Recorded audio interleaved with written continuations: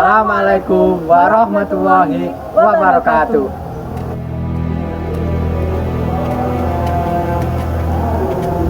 Kami, pimpinan ranting Ibnu IPBN Mangliawan, mencoba membuat sebuah program yang menggabungkan antara tradisi seorang santri dan juga teknologi yang kini sedang berkembang di masyarakat. Berangkat dari sebuah keresahan dan kegalauan di tengah perkembangan teknologi dan pergeseran nilai sosial yang terjadi di masyarakat, di antara like, popularitas, dan manfaat. Masjid dan mengaji adalah pusat belajar beraktivitas kami yang memang memiliki latar belakang keagamaan. Akan tetapi, kami ingin mengembangkan sayap lebih lebar agar tidak hanya terlihat agamis, karena sosial, teknologi, psikologi, dan banyak hal lain yang ingin kami coba pelajari dan masuki. Untuk apa kami melakukan itu? Sebab syiar agama Islam harus tetap berkembang dan berkelanjutan tanpa mandang remeh dan merendahkan agama lain. Sebab Bhinneka Tunggal Ika masih terus berkembang sampai kapanpun. Inilah Wadah Santri karya pimpinan ranting Ibnu IPBNU Mangliawan.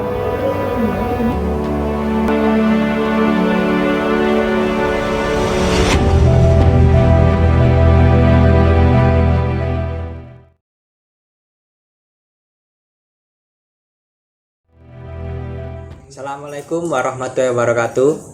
Rekan-rekan kita official Ibnu IPBNU Mangliawan dimanapun kalian berada. Kali ini kita sedang berada di kediaman Bapak Kiai Haji Agus Sunyoto. Beliau ini selaku ketua dari Lembaga Seniman Budaya Muslim Indonesia atau yang disingkat dari Lesbumi. Beliau ini termasuk pengurus besar Nahdlatul Ulama dan juga penulis buku diantaranya Atlas Wali Songo, Resolusi dan Fatwa Jihad NU, serta Suluk Abdul Jalil, dan banyak lagi diantaranya. Jadi, kita akan berbincang-bincang mengenai 10 November, apa yang melatari 10 November ini disebut sebagai Hari Pahlawan, terus juga bagaimana peran santri dan ulama di dalam 10 November, dan hal apa yang bisa kita tadaburi dari hal tersebut. Oke, kita langsung saja menuju ke pertanyaan pertama. Di pertanyaan pertama, mengapa sih 10 November ini disebut sebagai Hari Pahlawan dan hal apa yang melatar belakangi hal tersebut? Jadi ini Assalamualaikum warahmatullahi wabarakatuh. Peristiwa 10 November itu sebetulnya adalah peristiwa ketika pasukan Inggris menghukum arek-arek Surabaya karena apa? Telah melakukan pembunuhan terhadap Brigadir Jenderal Melebi, Brigadir Jenderal Inggris pada tanggal 30 Oktober 1945. Kenapa Melebi dibunuh oleh orang-orang Surabaya? Karena Melebi adalah pimpinan tentara Inggris yang melakukan pendaratan di Surabaya. Jadi tujuan awal pasukan Inggris yang dipimpin oleh Brigadir Jenderal Melebi itu adalah mengangkut interniran Belanda, yaitu orang-orang Belanda yang ditawan Jepang, dan sekaligus mengangkut tawanan perang Jepang yang kalah oleh Belanda. Jadi awalnya itu. Jadi tujuannya bukan perang, bukan menyerang Indonesia, enggak. Anda mengevakuasi para tawanan perang, orang-orang Belanda maupun orang Jepang bekas tawanan. Nah, kedatangan Inggris itu sudah diketahui akan datang tanggal 25 Oktober. Ternyata tanggal 14 Oktober, 15 Oktober itu radio-radio Belanda membuat siaran-siaran, di mana siaran-siaran yang dilakukan oleh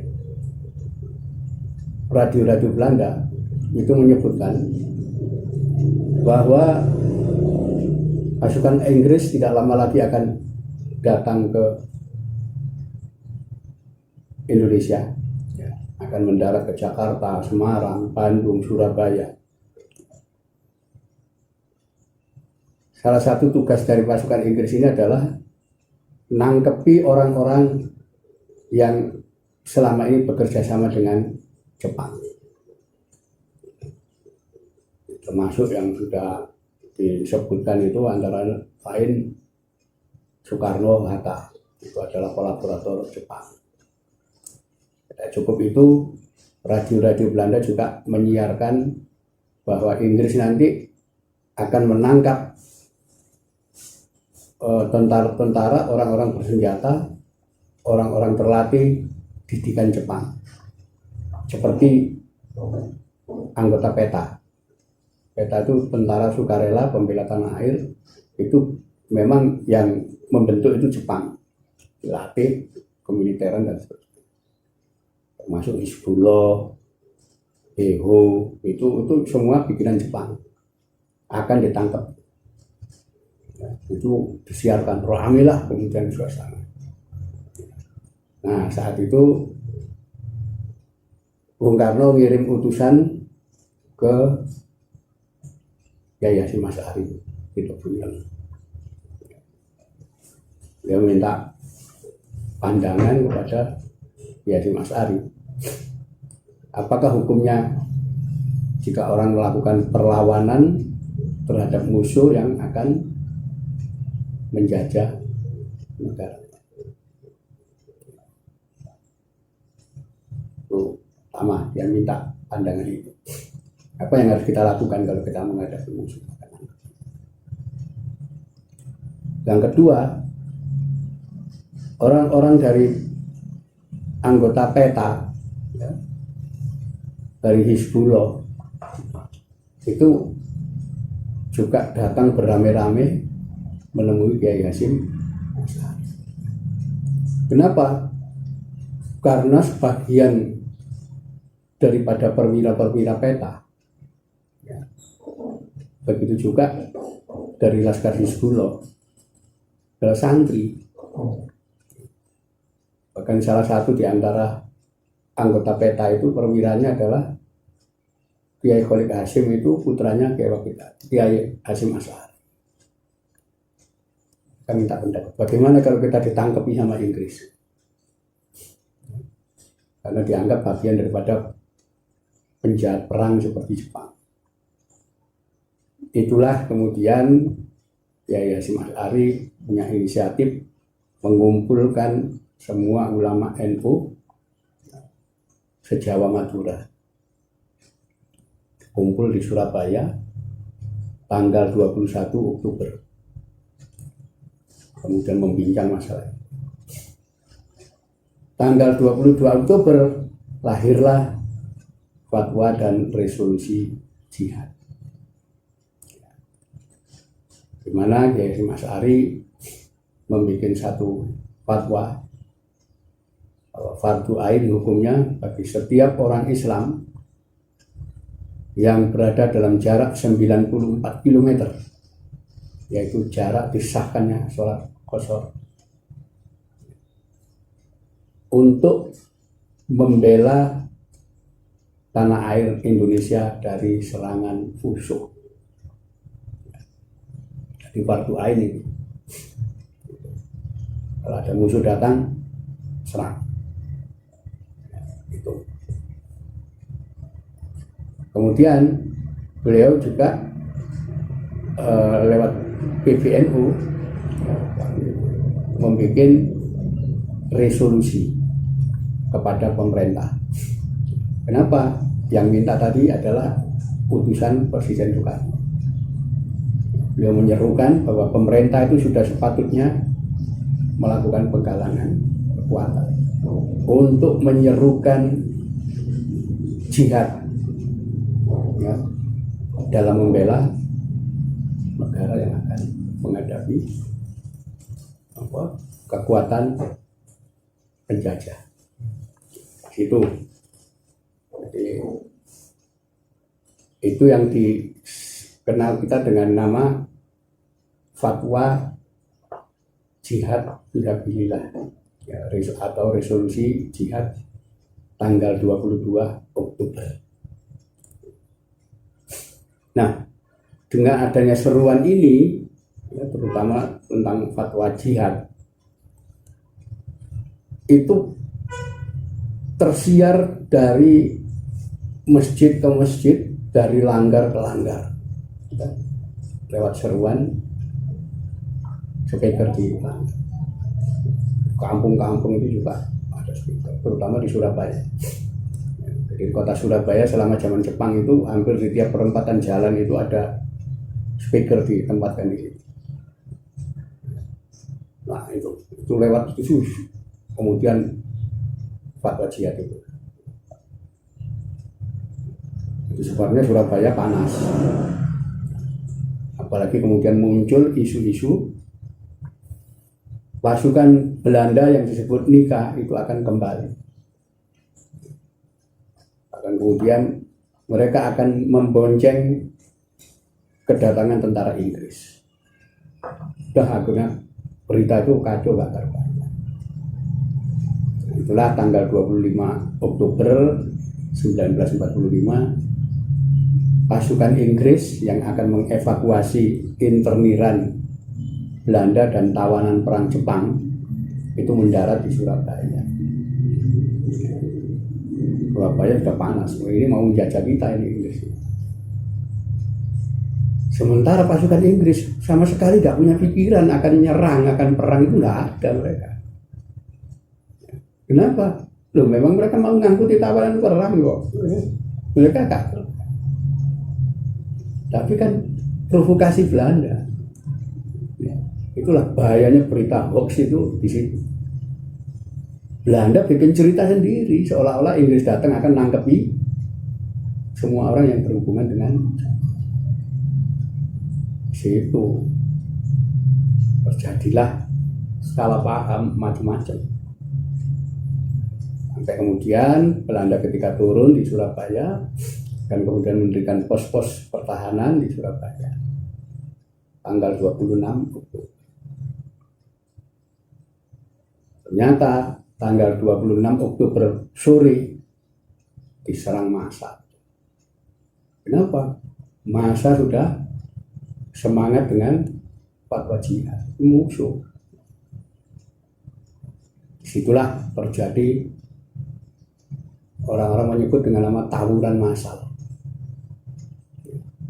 Kenapa disebut tawuran bukan perang? Karena nggak ada pemimpin. Orang-orang hanya dibakar semangat jihad fisabilillah. Gak ada yang mimpin. Dari kampung-kampung keluar bawa pentungan, bawa linggis, bawa macam-macam itu udah tawuran itu udah. Disitulah akhirnya terjadi pertempuran. Mulai 26, besoknya tanggal 27, tanggal 28 itu malah TKR, Tentara Keamanan Rakyat, yang harusnya tidak boleh ikut terlibat, wong itu massal ikut terlibat. Oh, itulah ribuan tentara Inggris mati dibunuh di situ dalam tawuran massal selama 4 hari, 26, 27, 28, 29. Itulah Brigadir Jenderal Melevi panik ya. Gimana ini tanpa sebab kita ditawur massa begini ya. Itu cerita apa? Korban dari hoax, fitnah yang disebarkan oleh Belanda. Disitulah Inggris marah pada Belanda harusnya. Ya. Kenapa memprovokasi warga orang Indonesia? Ya sudah. Itulah akhirnya Melevi minta bantuan kepada atasannya di Jakarta, Letnan Jenderal Christison. Di mana oleh Letnan Jenderal Christison, Presiden Soekarno dan Wakil Presiden Muhammad Hatta diminta datang ke Surabaya untuk mendamaikan itu. Itu adalah salah paham, nggak ada itu. Inggris bingung, enggak. Tanpa sebab serang massa. Kenapa? Loh, perang sudah selesai. Tanggal 15 Agustus itu Jepang sudah menyerah. Dan tanggal 4 September Jepang sudah tanda tangan surat penyerahan. Artinya sudah tidak ada perang. Ini bagaimana bisa terjadi perang seperti ini? Ya provokasi Belanda dengan hoax yang dia sebarkan, yang itu nggak ada buktinya, hanya film. Nah itulah kemudian terjadi. Bung Karno datang dan tanggal 30 Oktober dicapai kesepakatan gencatan senjata antara pemerintah Jawa Timur ya, yang di Surabaya dan pihak Inggris. Sudah gencatan senjata, ceasefire, jangan tembak-menembak. Itulah Brigadir Jenderal Melebi sampai naik di atas mobil ya, keliling Surabaya untuk memberitahukan kepada pejuang bahwa pertempuran sudah berakhir, kita gencatan senjata. Sudah, itulah sampai di daerah Jembatan Merah di Gedung Internasional, ternyata di sana masih ada itu tembak-menembak itu. Kenapa? Suasana saat itu tidak seperti sekarang. Kita damai di sini, langsung kirim SMS ke teman ini. Dulu nggak ada. Ya, telepon aja nggak ada loh. Masa enggak begitu. Nggak ngerti masa di bawah. Itulah sampai kemudian usaha Melebi menenteramkan pasukannya yang masih dikepung oleh massa Surabaya di Gedung Internasional. Saat itulah terjadi insiden sebuah granat meledak ya, di bawah mobil Brigadir Jenderal Melebi, menyebabkan beliau tewas di sini tanggal 30. Dan kemudian jenazahnya juga tidak ditemukan. Itulah tanggal 31 Oktober Letnan Jenderal Christison membuat ultimatum untuk penduduk Surabaya.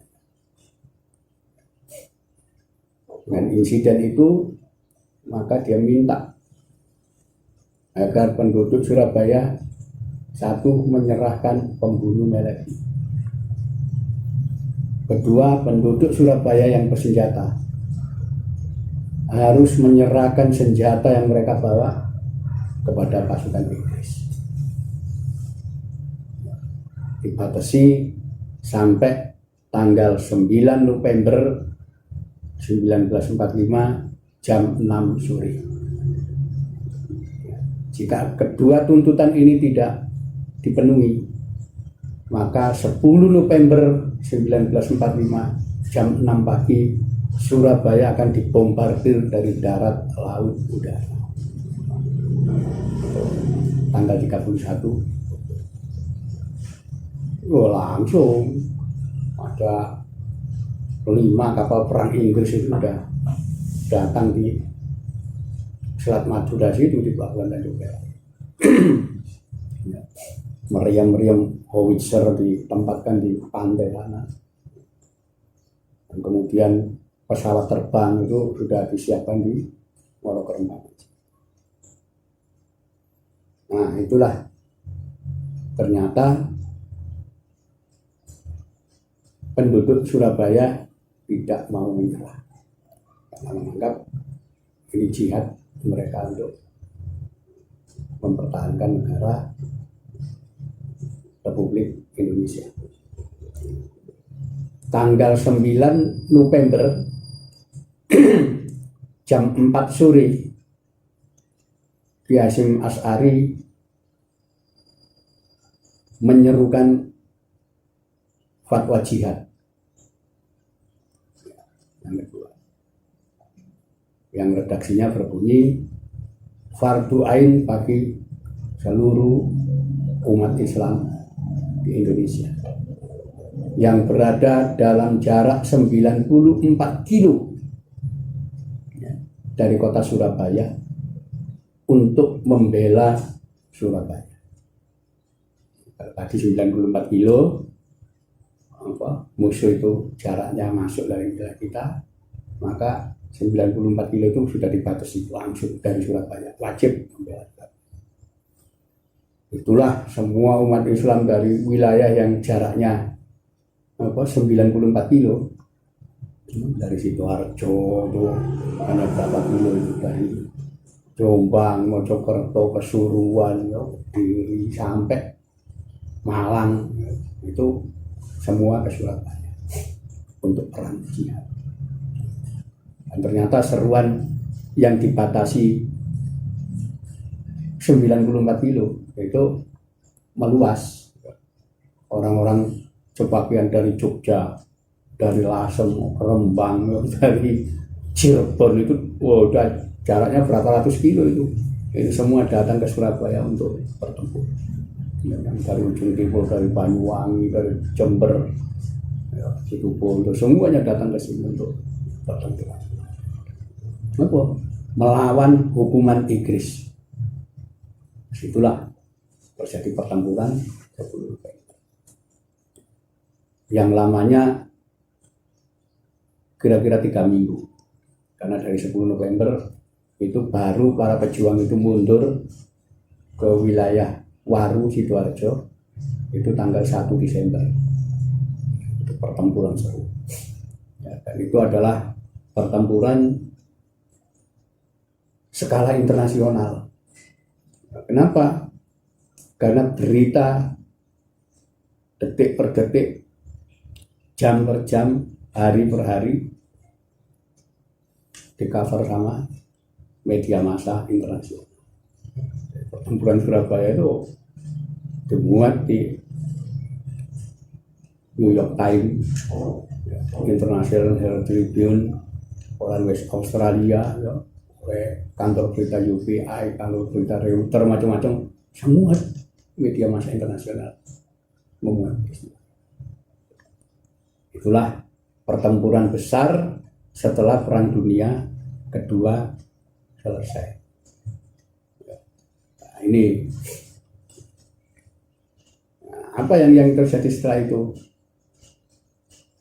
Setelah terjadinya pertempuran di Surabaya itu, negara-negara di dunia itu baru tahu, oh, ternyata Republik Indonesia ini negara yang baru merdeka dan itu didukung oleh rakyat.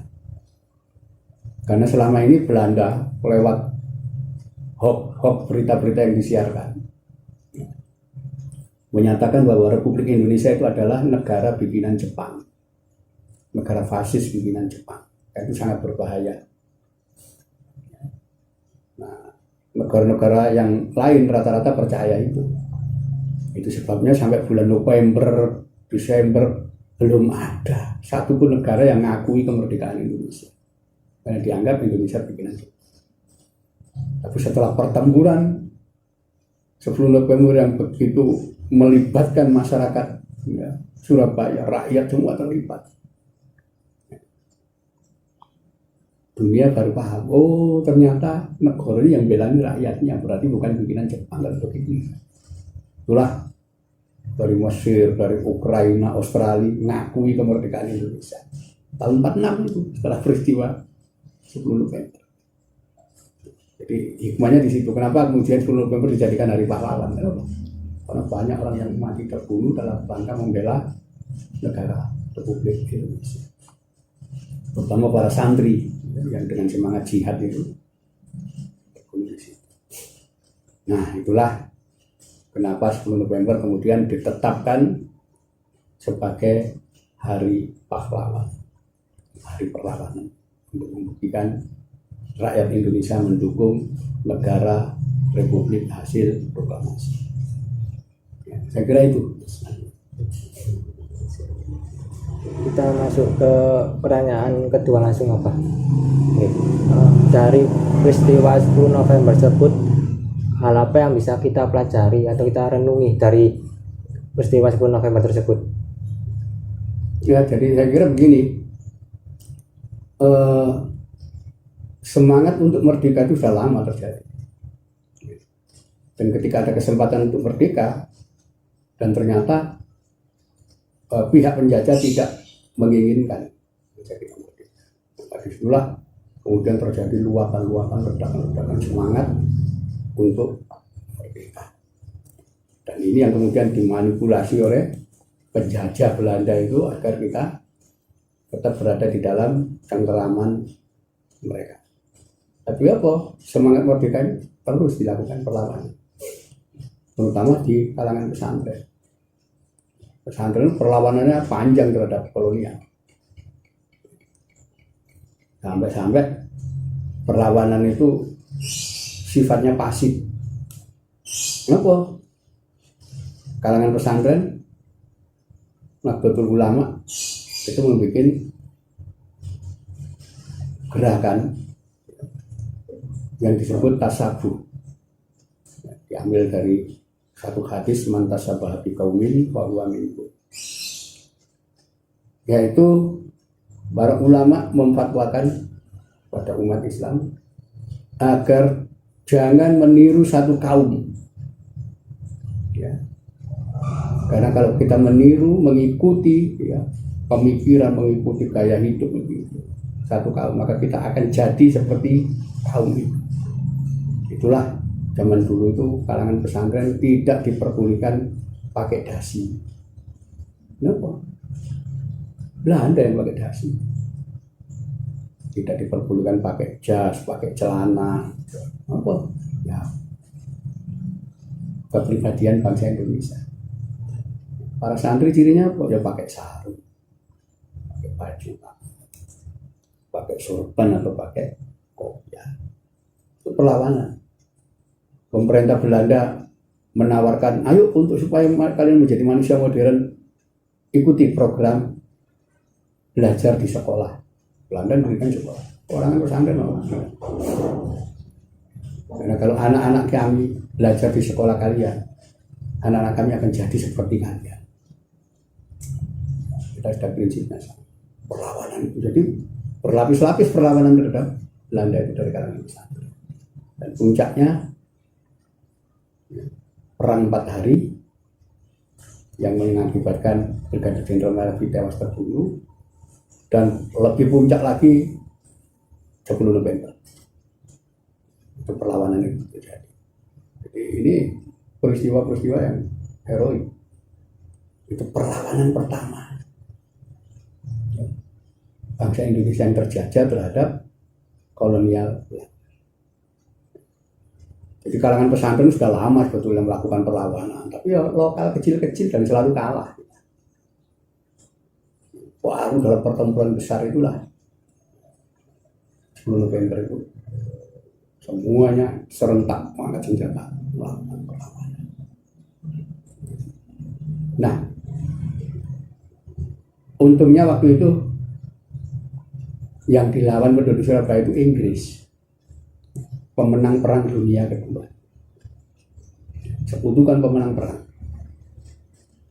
Tapi sekalipun begitu, 2 orang jenderal Inggris tewas terbunuh. Yang pertama Brigadir Jenderal Malabi, yang kedua Brigadir Jenderal Lauder Simon, itu meninggal, terbunuh di situ.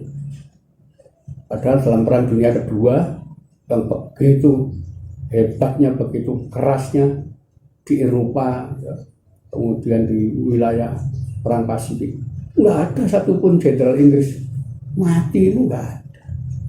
Lalu peristiwa di Surabaya 2 jenderal meninggal. Itu Inggris itu pemenang. Ada kata yang bertempur di Surabaya waktu itu tentara Belanda, habis mereka sudah. Kenapa? Belanda itu pasukan sekutu paling lemah. Jadi kalau waktu itu bertempur di Surabaya itu yang nyerang itu pasukan Belanda, habis mereka sudah. Ini yang bertempur Inggris. Pasukan Inggris yang sudah terbukti ketika pertempuran dengan Jepang di Burma, pasukan Inggris ini menang. Ya, justru hancur di Surabaya, banyak mati terbunuh. Tuh, saya kira peristiwanya seperti itu. Ya, hikmahnya. Jadi ini perlawanan. Jadi santri itu memang kalahan, ya, ngalah, ya sudah. Sekali mereka bergerak, ya sudah. Apalagi sebelumnya sudah dilatih oleh Jepang dalam bentuk ilmu kemiliteran modern seperti di peta maupun di sekolah. Saya kira itu yang Ini pertanyaan terakhir apa? Mengenai bumi dasar tahu berapa?